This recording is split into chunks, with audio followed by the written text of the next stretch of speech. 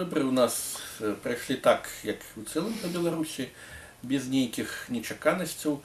Можа быць, хіба адметнасцю нашай было тое, што ўрашы зарэгістравалі в якасці кандыдатаў практычна ўсіх прадстаўнікоў апазіцыйных палітычных сілаў, за вельмі рэдкім выключэннем. І такім чынам агульная колькасць альтэрнатыўных кандыдатаў у нас была каля 30 чалавек, што балатаваліся ў альтэрнатыву кандыдатам ад улады. У Аршанскі раённы савет, у Віцебскі абласны савет, а таксама ў шэраг сельскіх саветаў. Выбары прайшлі, як я ўжо сказаў, без нечаканасцяў. Зразумела, што паўсюдна у ліку пераможцаў аказаліся тыя кандыдаты, на якіх разлічвала ўлада. Хоць нават і тыя афіцыйныя вынікі, якія абвешчаны, даюць таксама глебу для абмеркавання пэўнага, бо нават некаторыя праўладныя кандыдаты, которые балатаваліся адны на участку, і тое афіцыйныя лічбы камісіі 55% за, 45% супраць. Сённяшнюю сітуацыю пасля таго, як эта кампанія скончылася, абмяркоўвалі мы разам у нашай кааліцыі, што ж рабіць далей. І ўзнікла прапанова стварыць пастаянна дзеючы орган кансультатыўны пры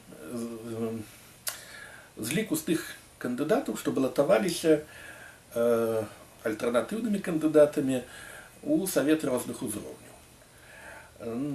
Якая мэта і як ён будзе працаваць, гэты орган? Мяркуецца, што паколькі за кожным з гэтых кандыдатаў нашых прагаласавала тая ці іншая колькасць выбаршчыкаў, значыцца, што эти людзі ўсё ж такі могуць сказаць, што яны абапіраюцца на падтрымку вот такой колькасці людзей, которая реально за іх прагаласавала.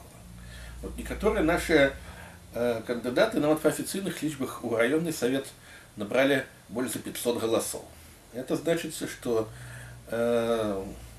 человек может сказать, что вот я представляю думку от 500 з нечым человек, и этому нема чым крыць, что называется, это правда.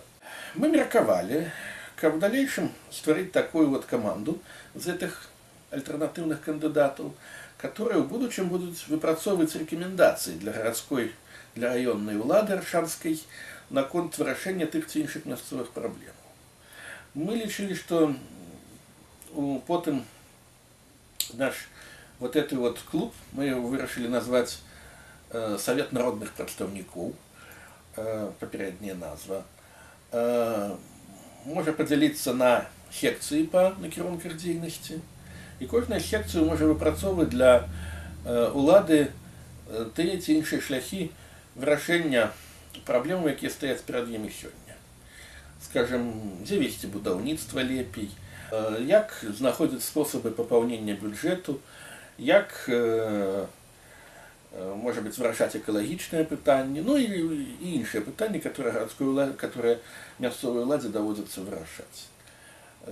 Таксама секцыя моладзі, можа быць, праца з моладдзю, секцыя культуры, секцыя сацыяльных накірункаў, секцыя жыллёва-камунальнай сферы і так далей. Думаю, что это наш консультативный орган может запрашать специалистов до себя